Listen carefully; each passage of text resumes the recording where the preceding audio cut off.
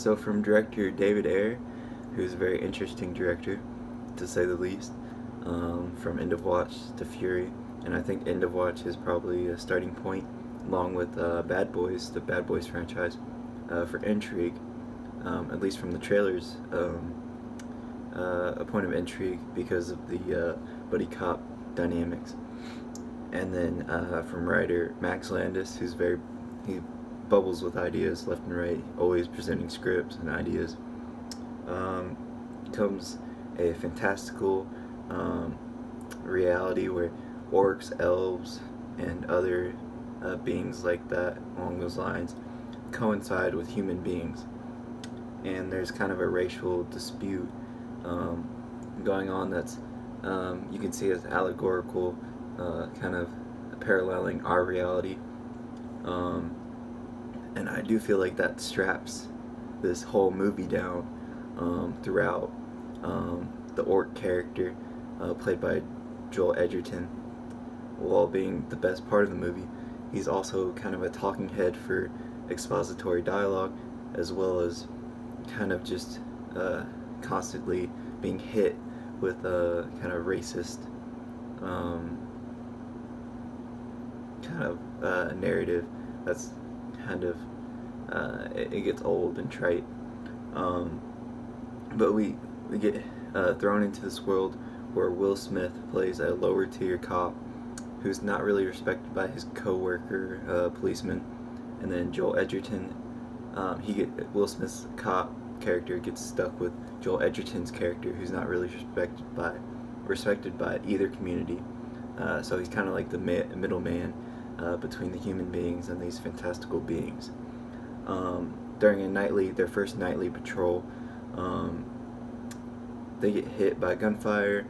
They get thrown into this situation where they need to protect this old relic, which can make the impossible possible.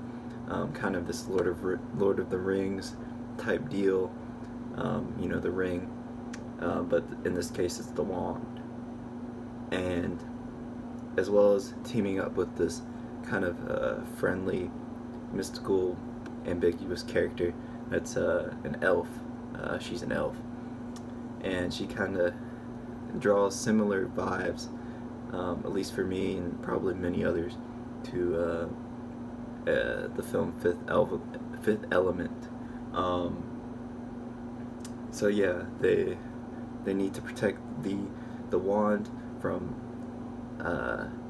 corrupt cops, and they need to use it to fulfill a prophecy for these orc characters.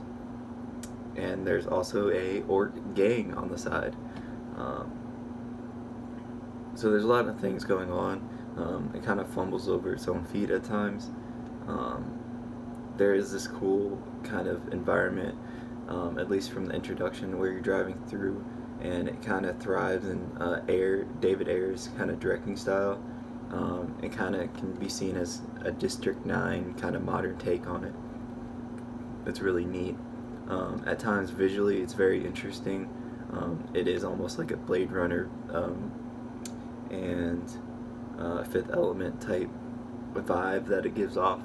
And in some parts, it's something we haven't really seen before. It's really neat at times. And the comedy beats, it seems that Will Smith's character, it was kind of written for him. With the Bad Boys franchise, it's kind of the same chemistry there. But overall, there's a lot of things that's kind of pulling it down. You have the racism, orcism, allegorical kind of parallels that's kind of dragging it down. You have blaring music that David Ayer is kind of using throughout his films now. That's not really necessary. You have too many narratives that I can't really get a grasp on. But I see potential in the future, maybe, perhaps. I know there's another sequel in the works, so Perhaps I'm still open-minded. This was a neat idea, Netflix buying out from the theaters a big blockbuster. I think it was $90 million to make. So really, it could be the future of streaming services. But perhaps this was maybe not a swing and a miss, but maybe a bunt to first base. um, it was a very average movie at best, and you'll probably forget it um, in a day or so. So, not too sad, but I'll give it a C. Thank you for watching.